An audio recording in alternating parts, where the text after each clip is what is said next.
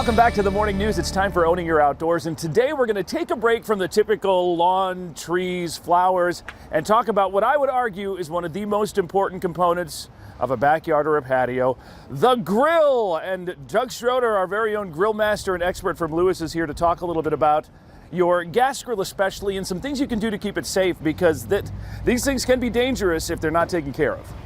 The most important thing is placement of the grill. You never want a grill to be closer than 10 feet away from a structure. I prefer 15 feet. Also, never underneath a porch or in a garage or any of those places. Every year it seems like we have a couple house fires, so let's start with placement. Secondly, on things that are safe, when you start your grill, make sure you have the lid up. Do not turn the propane on and then hit start and with the lid down. You could potentially have a little bit of an explosion. So always have the lid up. Another thing to remember is keep your grill clean. If you get a grease buildup, you could end up with a grease fire. A couple things always to keep close to your grill. Always have a spray bottle for those grease fires, so you can just spray and put it out. Also, please have a fire extinguisher in the area. If you're going to be grilling, very important to have that. Right, the water bottle is good for a grease flare-up, but I mean, if you get a real good grease fire going or something catches, you got to have one of these. Exactly. And one thing I want to stress to people is never leave a lit grill unattended, especially when you have children around or you go in, you're doing other cooking. Don't leave it by itself. So let's talk a little bit about troubleshooting. I know that I've run into occasions where the grill doesn't seem to be working, but I know that I have propane in the propane tank. Definitely. One of the first things you want to check is if you have propane, because that can cause it not to work. But this question usually is the regulator that's gotten stuck or malfunctioned. That will happen if you take the easy way and leave your burners on and just shut the propane tank off. If you do that, that will cause the regulator in the grill to malfunction.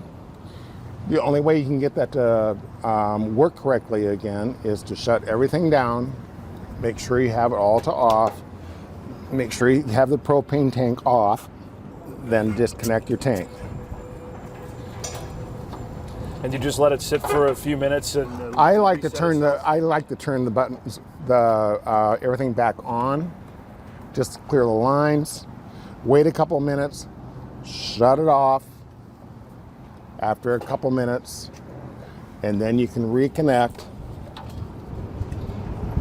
your grill, your tank. So what is the proper procedure for starting your grill? You'd turn the propane tank on first? Propane tank on first.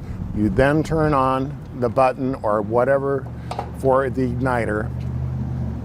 Start it up with the lid up once again, and then turn your other knobs on. Okay, and then when shutting down, is it just the reverse? The reverse. So now you have a tip sheet for us that we can download?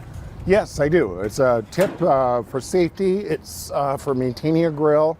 And also, we included a sweet corn recipe. Yeah, you're quite the grill master. And download the recipe for the sweet corn. Go to ksfi.com, click on this story on the Sean and Cami page, and we're going to do an extra little video for you with Doug making his grilled sweet corn, his fantastic grilled sweet corn. I love it. All right, thanks, Doug. Go to ksfi.com, click Sean and Cami, Owning Your Outdoors. Right now, we have to take a break. We'll be right back.